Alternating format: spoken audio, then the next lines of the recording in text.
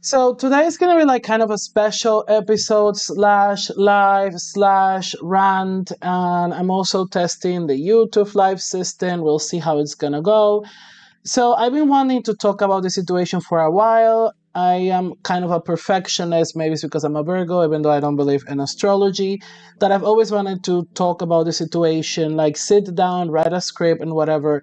But like my anger level, I can't take it anymore. And I need to talk about this situation because it's not only embarrassing, but at the same time, it shows to the world how racist the Dominican government is. And also, I need to talk about three main themes about what's going on in the Dominican Republic with the Canal and the situation that's going on.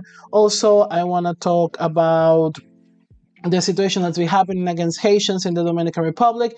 If you guys follow me on social media, especially if you follow me on Instagram and TikTok, I've been doing a lot of videos and a lot of content about the situation in the Dominican Republic against Haitians. It's a very, very important situation to talk about. And even like when I used to do content in Spanish, I used to do a lot of posts, and I also did a video, like it was like a 20-minute episode 2 years ago about this event that it was pro Black Lives Matters and how these anti-racist activists were harassed by this Dominican fascist group.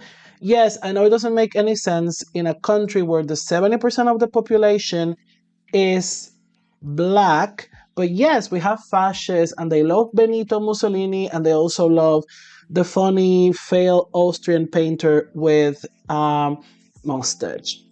That being said, the situation of the canal is the reason why it has escalated is because of racism. As simple as that.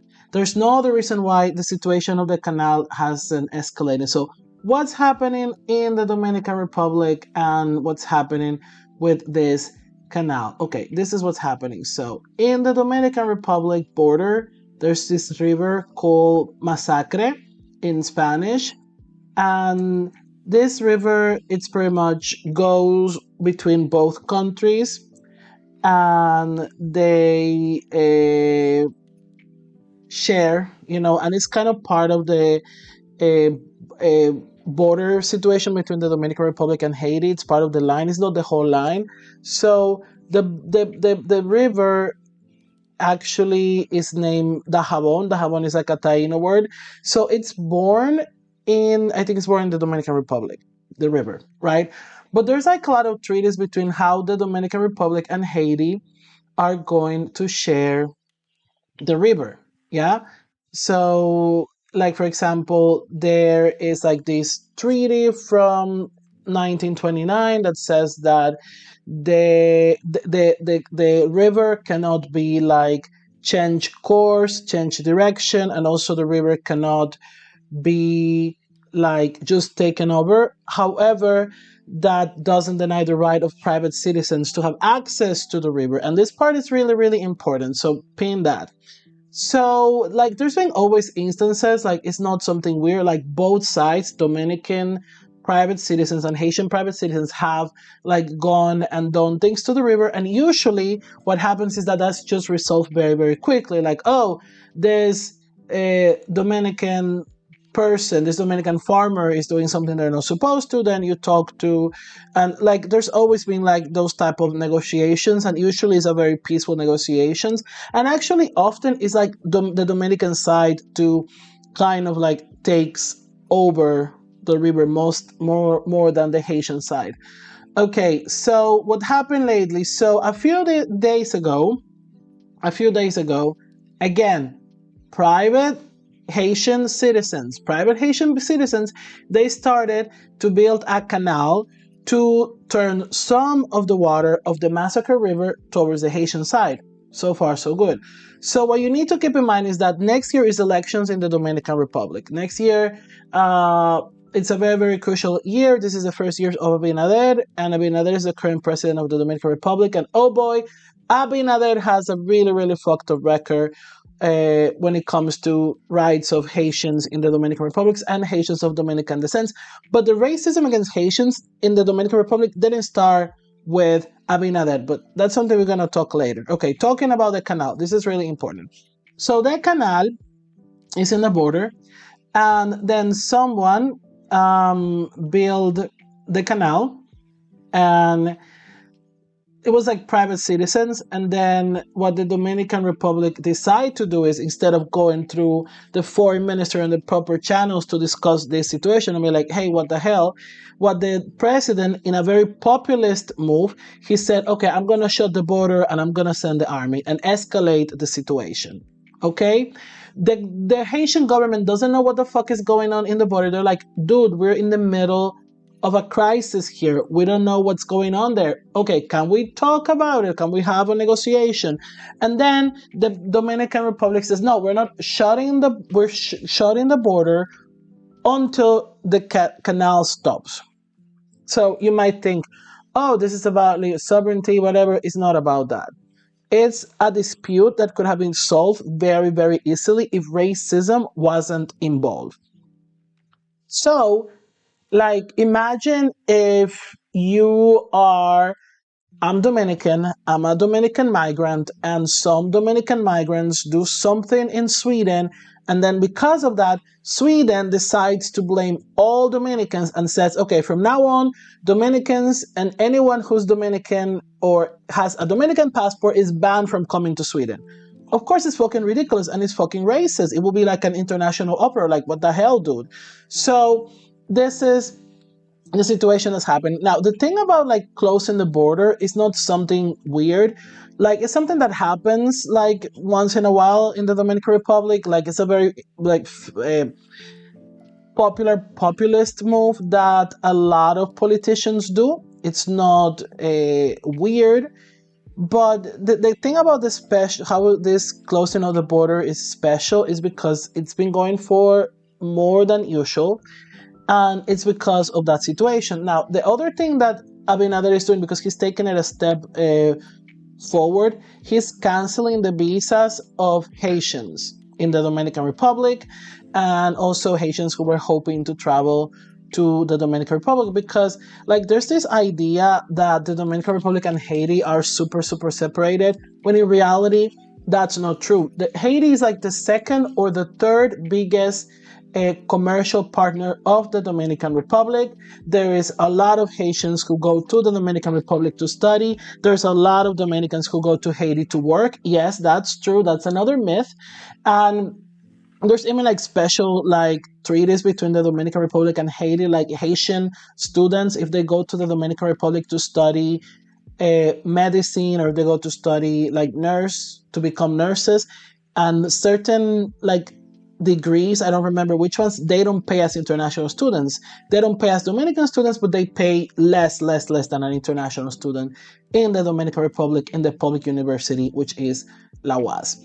So going back to talking about the border situation, so what they're doing, it has been done before. Like, Dominicans have done that thing of like trying to turn the course of the canal to another direction, and the people who are who are building the canal are Haitian private citizens. Now, who's right or who's wrong in the building of the canal? It doesn't make sense for the situation that's going on, because they're private citizens. It's not like the Haitian government sending those people to do it.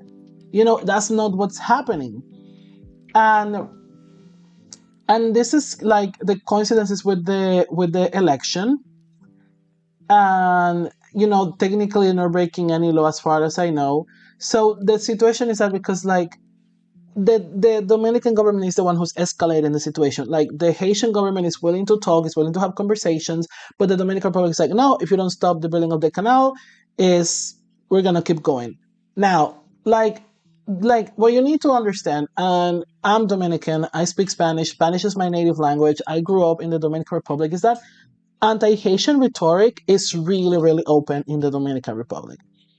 I grew up listening to a lot of anti-Haitian rhetoric in schools, and the way they teach you about Haiti. They don't teach you that much about Haiti in schools, to be honest. And I know people are going to come with the excuse that the Dominican Republic became independent from Haiti But I don't see Dominicans having the same feeling against Spain or against the United States. So anti Haitian sentiment is racism, as simple as that. It's not like, oh, we're being super nationalist, which, I'm a very anti nationalist person myself. I do believe that nationalism does something to people's brains. Like it affects your wiring and it destroys your critical thinking. And sooner or later, it ends up in racism. Sooner or later, nationalism ends up in fascism. That's what I believe. And also, like a lot of it is rooted in anti-blackness and in Latinidad because but that's another whole discussion. And I did an episode about In the Heights, this movie where I talk more about like Latino identity and anti-blackness. So going back to Dominican Republic and Haiti, I'm going to use this opportunity to talk about like racism against Haitians in the Dominican Republic in an institutional level. Okay, so he's using this as an excuse. Abinader. Abinader is a very populist president, and he's in re-election, and his government is not doing very well. There is a lot of corruption. Also, the very few things that were working in the Dominican Republic are not working properly. There was like this really, really bad accident with the subway in the Dominican Republic. Like the subway in the Dominican Republic was like the pride of the Dominicans and the pride of the region. It's one of the best in the whole region, including Latin America.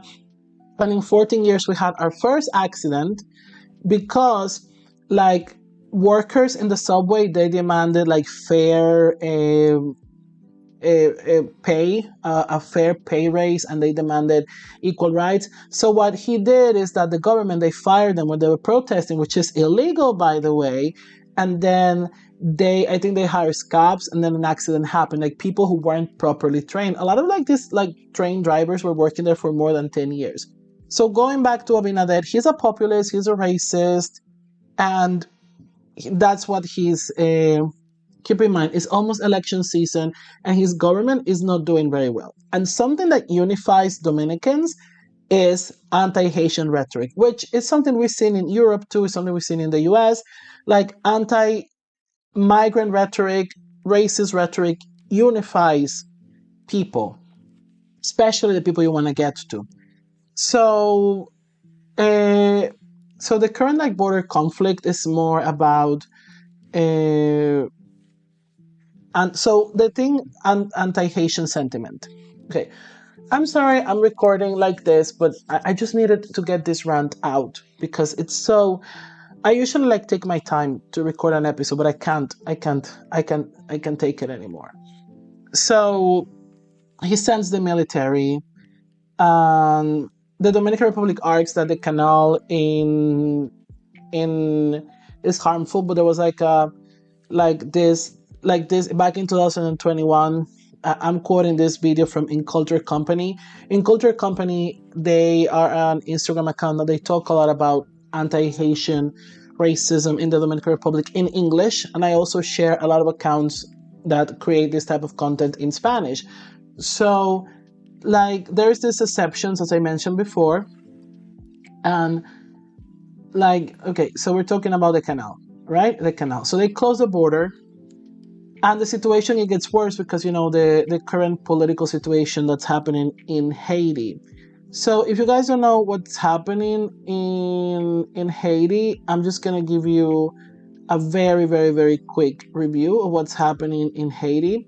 So in 2017, Jovenel Moise became president of Haiti. His government was marked by corruption, violation of civil and human rights, state sponsored violence, and disregard for the rule of law, which aggravated the precarious situation under which a large part of the Haitian population lives.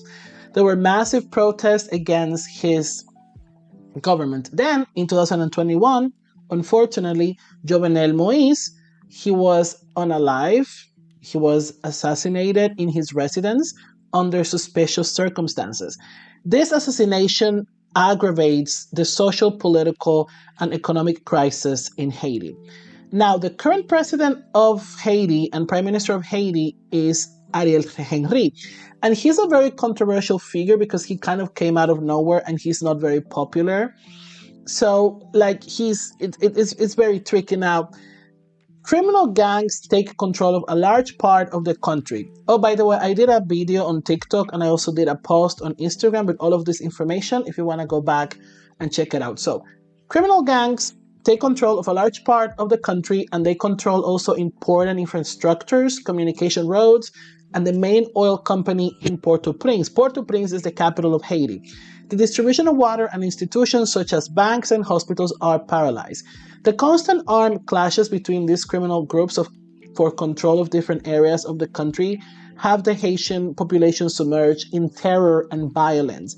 These groups are also responsible for recruiting children, trafficking, kidnapping people, and SV, like sexual violence. Now, they impose sanctions on Haiti, the United Nations Council, and there's like a very like precarious situation that's going on in Haiti. Why is it important to mention this? Because like this like racist attacks against Haiti, like they are not new. The first thing is like during the pandemic, Abinader wanted to refuse vaccines to Haitians who live in the Dominican Republic. Then he had to step back because people were like, what the hell? It doesn't make sense.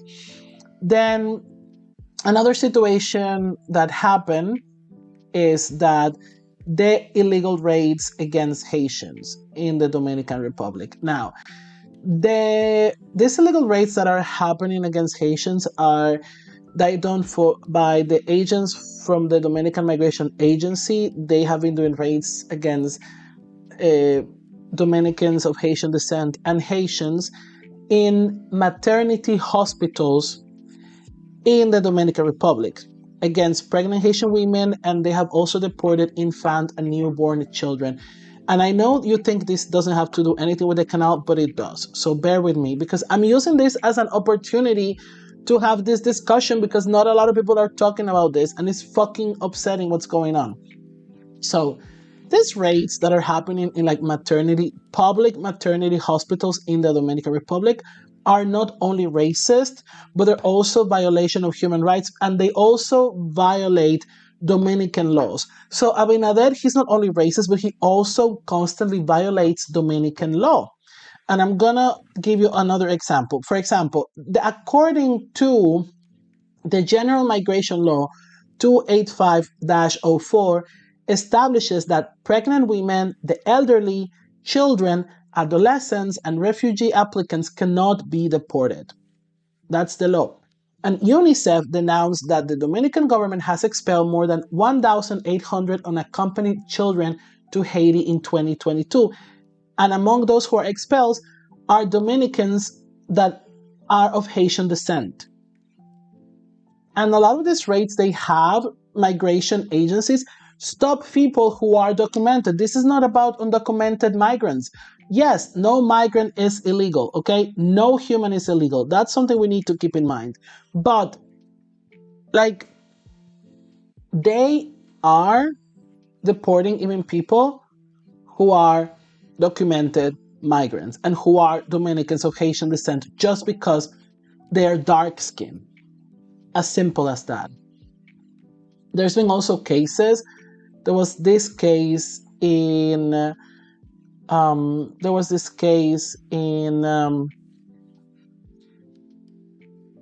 I strongly recommend you to follow some accounts that they talk about the situation. And there's this organization called Reconocido, and like there's like racist raids. They keep happening and they have been happening. It's not the first times. And then when all of these raids happen, an United Nations Human Rights Commission asked the Dominican Republic to stop the deportation of Haitians due to the current crisis in Haiti. They asked them, please, could you stop? And the Dominican government said that they will not doing that. And on retaliation because of what the United Nations told them last year, they kept going and they're still doing this. Like, and the videos are fucking horrible and like they're like heartbreaking. They're really, really triggering. And also there's been like pogroms and a lot of the a lot of this anti-Haitian sentiment in the Dominican Republic, this racism against Haitians, is aid by the Dominican press. The Dominican press has published countless articles like pandering towards that anti-Haitian racism in the Dominican Republic, using very horrible like words to describe Haitian pregnant women and creating this like paranoia that, oh, pregnant Haitian women are taking over the country. And this part is really, really important. So keep it in mind. And lying about how crime is because of Haitians, when in reality, the majority of the crime that happens in the Dominican Republic is Dominicans. Like there was this event that happened in the Dominican Republic not long ago. I think it was in Puerto Plata that this farmer and his family were brutally murdered, and immediately the press uh, run with the news that it was like a Haitian band, but in reality, it was a Dominican band. So there's this like all of this like Haitian sentiment is being aided by history, it's been aided by like the Dominican press. So, and I'm gonna talk about the hospitals in a second. So let's keep that in mind. So it's like there was something that happened as well, and another example of the abuses that the government uh, does against Haitians. Like on September 18th, on this Monday, agents from the General Migration Agency, they broke into dozens of homes in El Ceibo, and in the Batelles, they just broke in. They broke the doors of the homes in the middle of the night. In the middle of the night, they broke into the homes, destroying the things of people and detaining them illegally. Like this is something the Dominican Migration uh, Agency does.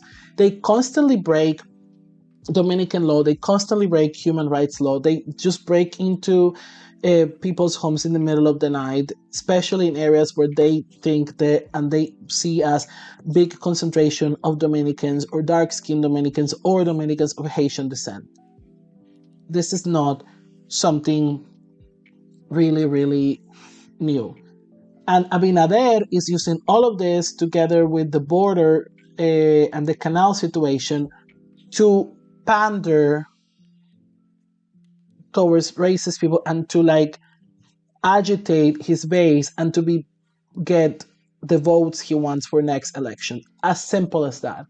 And to hide his mistakes as a president. But Abinader is not the first one who has done like racism against Haitians in the Dominican Republic. All of the governments have been pretty much racist against Haitians. And one of the most horrible things that have been done against Haitians, like institutional racism, was when they um, took the citizenship away of Haitians and Dominicans of Haitian descent. This is what happened. And it was like really, really a horrible, horrible situation. I'm going to summarize it the best I can. I'm going to summarize it the best I can. I know this is not usually the way I do things, but I just can't. It's too much. I need to vent. I need to vent, and I don't have the energy or the time or like the headspace just to sit down and talk about this, like write it and then do an episode because it's too much. It's too much. And I think it's our duty to fight racism. I do believe in Caribbean solidarity. I am very proud of being Caribbean, but we need to realize the problems we have in the Caribbean and be critical and try to do change. So, so the sentence 168 or the Juliana de Guise Pierre case is the name of the court case in which the regime for acquiring nationality for descendants of foreign parents in the Dominican Republic was retroactively reinterpreted to 1929 because that's the evil part about how they strip citizenship out of Dominicans of Haitian descent because the decision was retroactively. So we're talking about people who were Dominicans, who were like the last Haitian person in their family was 3 generations back. So so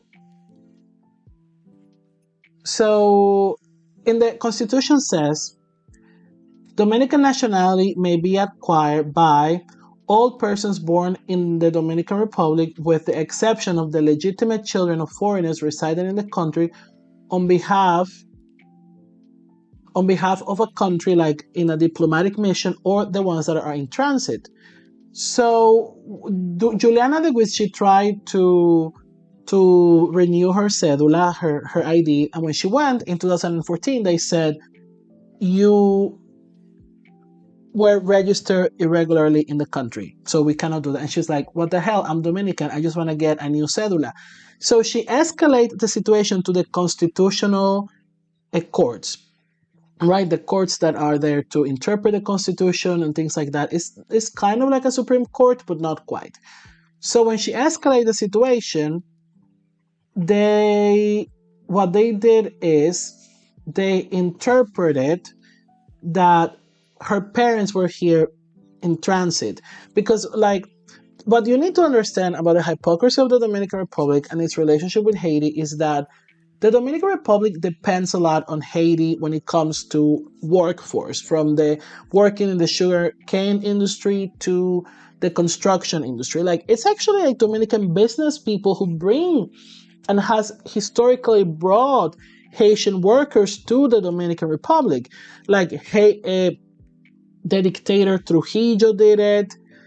Balaguer did it. Actually, Balaguer and Trujillo were the two presidents in the last 100 years that has brought the most amount of like Haitian workers to the Dominican Republic.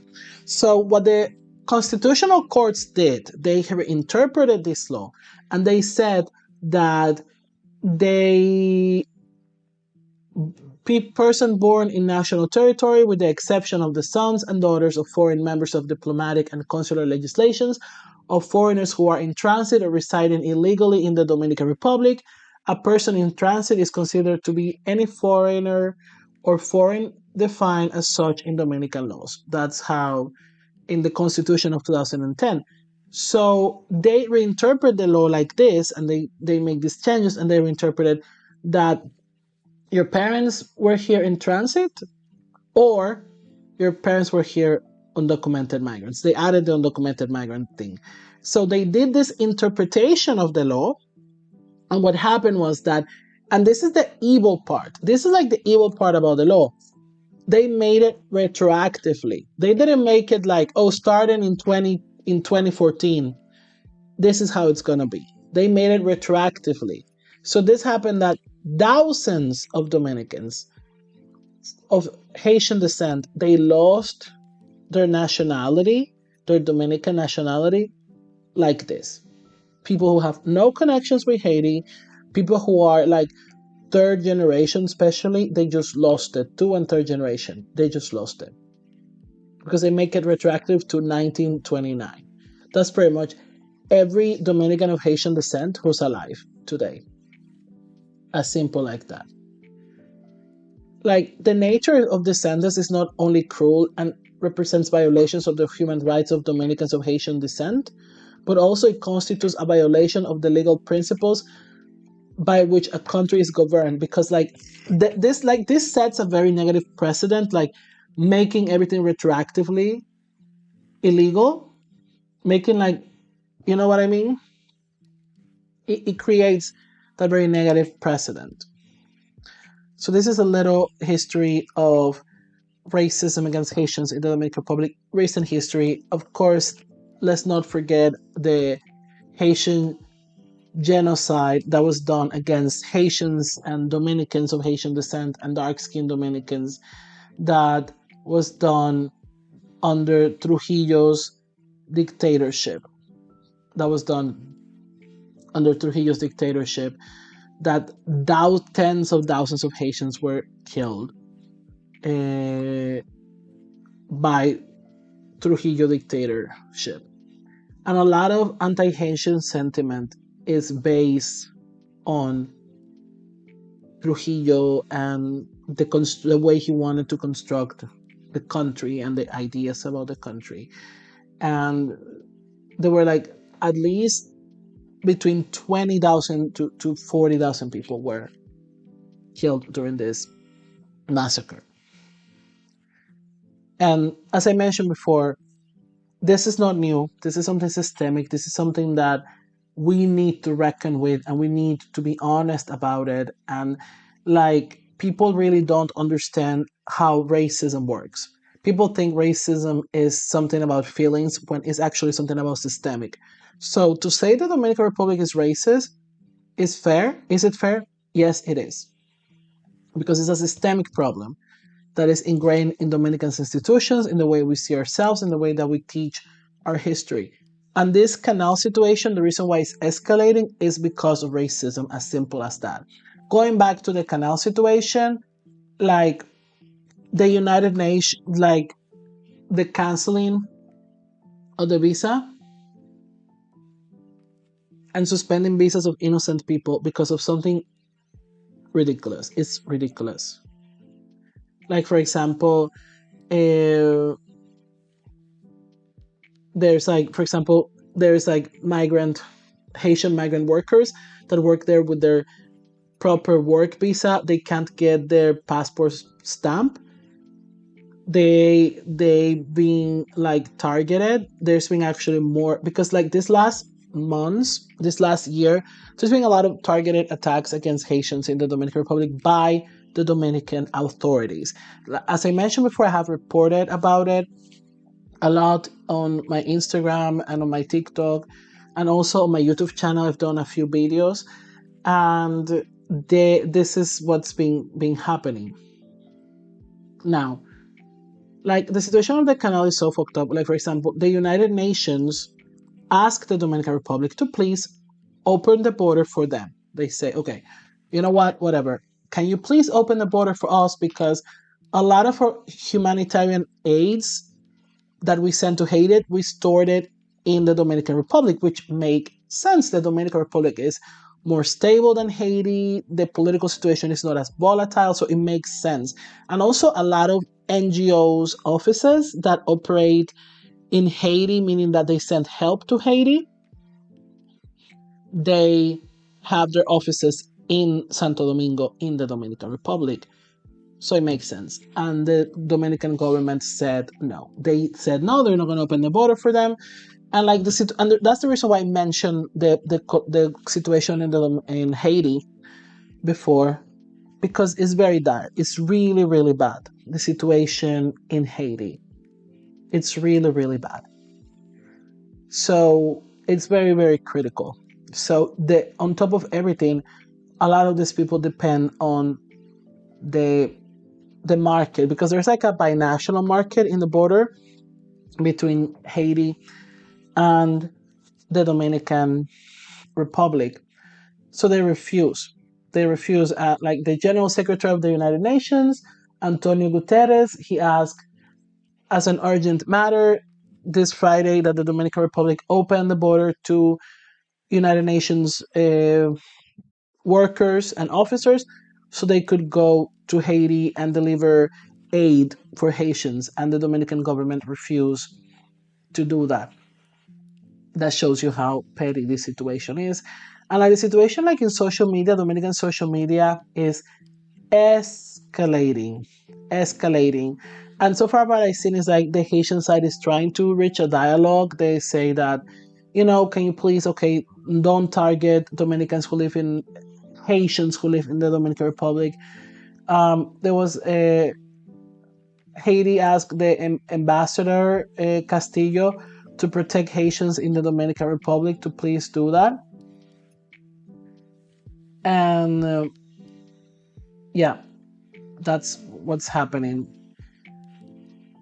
Uh, I know there was supposed to be a meeting tomorrow or on Thursday about the canal, but so far like the position of the government, at least like Abinader, the position is that we're not opening the border until they stop building the canal. Now, this is like really important because opening the border is not only the land border, the border that has been shut down is also the air border, which means that a lot of people who maybe want to leave Haiti and they need to do a stop in the Dominican Republic, they can't do it. That's another important part. So there's like aid workers that are stuck in Haiti. on top of everything. So this is a situation that could have been solved just talking, and about like the canal and all of the things like that. There is this TikTok account that her name is Bertrude Alberts. She's Haitian American, and she has been talking about this situation in English. Now, like Haitians, like the situation in the social media is really, really volatile. Like Dominicans, the majority have been like of support of Abinader and things like that. So it's very, very aggressively anti-Haitian, which is how it is normally. And if you speak against anti-Haitian racism, you always have a backlash. Now, coincidentally, and this is something I want to say before I finish today, there was this girl. Coincidentally, Abinader was in Columbia University, and this girl, she did this. There was this like Q&A, and this girl asked her this question, and I'm so happy she did this, and she called him out because like there was like a I think someone made a joke against Abinader because of the Canal and because of his racist comments. He's like super, yeah. And that person, he was like detained because he disrespected the president. Disrespecting the president is not illegal in the Dominican Republic. So I wish Dominicans would realize that this hate against Haitians, this anti-Haitian racism, is also destroying us, is also affecting us. Because we're letting this government literally break the few constitutional rights we have and the things we have achieved after two dictatorships, Balaguer dictatorship and Trujillo dictatorship, because of our racism. So I'm gonna play this right now. I'm gonna play this right now. In a second.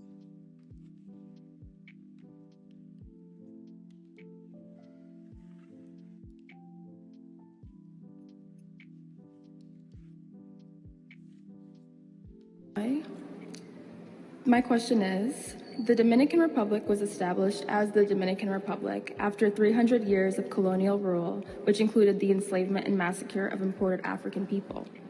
Like here, America, and other countries affected by colonialism, the legacy of slavery still lives in its laws and practices. Homophobia and transphobia are racist European concepts enforced on enslaved Africans to increase the amount of African children to be enslaved for monetary benefit. Generational trauma from colonialism and slavery also created colorism that is hyper-present in the Dominican Republic. Colorism, as seen today in the maltreatment of Haitian people, especially pregnant Haitian people already in the DR, so not on the border, along with homophobic and transphobic laws and attitudes, are legacies from slavery. What are your plans to rid the Dominican Republic of the racist attitudes of homophobia, transphobia, and colorism? Let me tell you, 85% of the Dominican people are mixed race. There has never been an issue of race, a real issue of race. There is an issue of race in the Dominican that's my Republic opinion. today. That's your opinion, and I am It's telling not an opinion, it's something that a lot of people but my opinion a is lot of that people darker than you could tell you. Yes. I mean, this should be a respectful exchange of opinions. So please do I not. would love it to be a respectful exchange. Yes. So we have never had a problem, of race. In any society, you have a small area that you can have problems. You have it here in this country. You have it here in a lot of other countries, even in the most democratic. That is for any democratic country and that respect and fight for the rights of the people, that's unacceptable. What I am telling you, that's not a wide problem in the Dominican Republic because we are mixed race. Most 85% is a mixed race. We are also daughters or grandsons of immigrants. The situation with Haiti, I don't think that there is any other country in the world that has this amount of statistics about maternity hospital. Could you name just one country in the world that 35% of its maternity beds are occupied by other country people? Just mention one country. There is no one. United States, I believe. I don't think United States have 35% occupied by foreigners in the maternity hospital. So, and we are not a rich country. Do we charge anything? You know that we don't charge nothing Women are being removed forcibly and are being hurt, and they're. Well, that's your opinion, but that's not the real issue that we have there. You can see the records from. Well, that's not the real situation. Yes, it is. And we are having, well.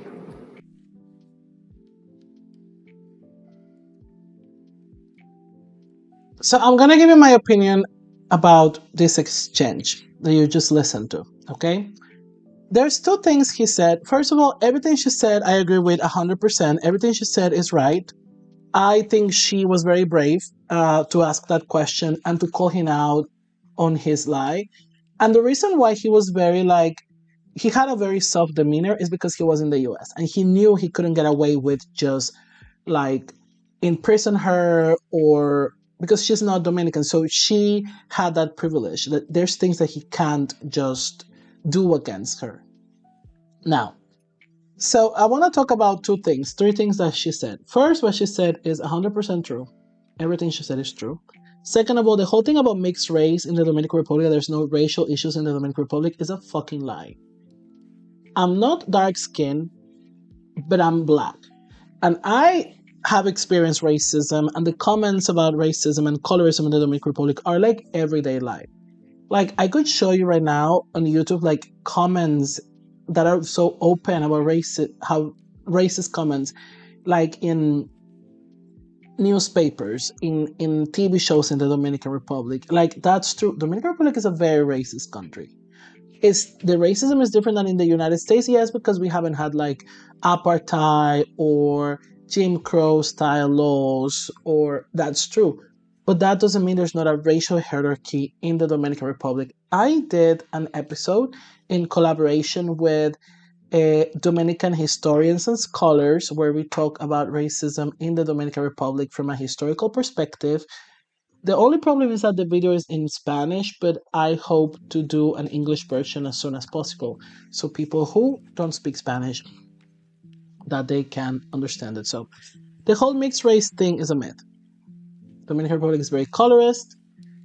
There's a hierarchy that you can see. People who are at the top tend to be lighter skin or white. There is white people in the Dominican Republic, and at the bottom they tend to be darker. Let's talk about the maternity hospitals things he said. Those numbers, I want to see them. And I want to see those numbers. Now, first of all, like, hospitals in the Dominican Republic are not that good. That's something I want to talk about. And anyone who has access to at least a medium decent job, they have private insurance and they go to private hospitals.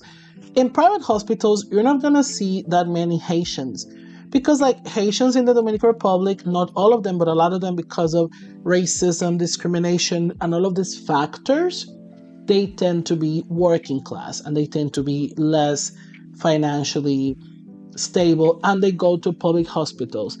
And also Dominicans of Haitian descent and Dominicans who are dark skinned. So that's another thing that's been happening lately, that people who are Dominicans are mistaken of being Haitians.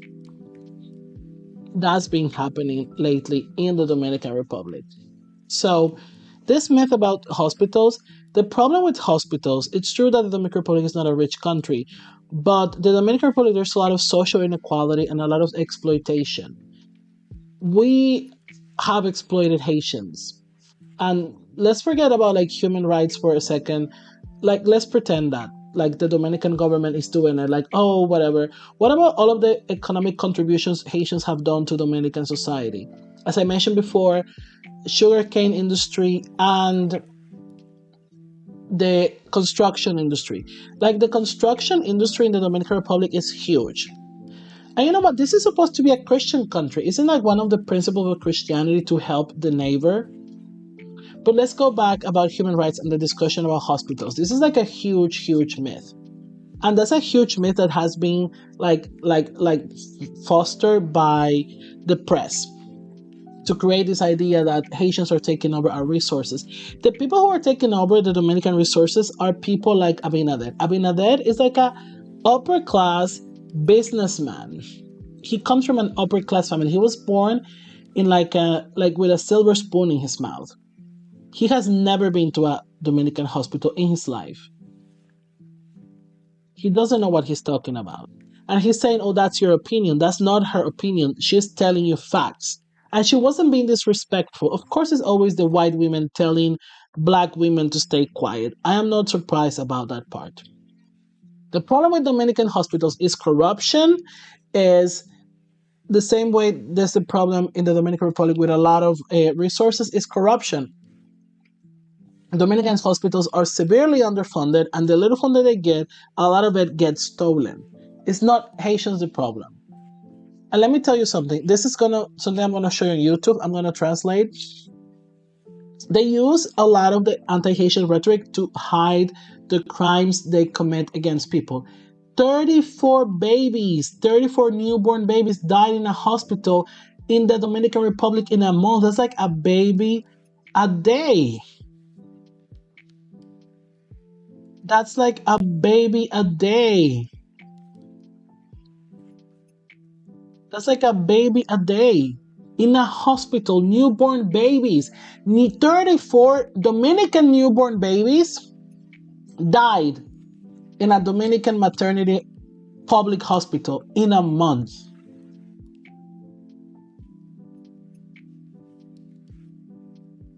In a month. The abuses that happen in Dominican hospitals, the neglect, and all of the horrible things that are happening in Dominican hospitals, and the state of Dominican healthcare is not Haitians' fault. And the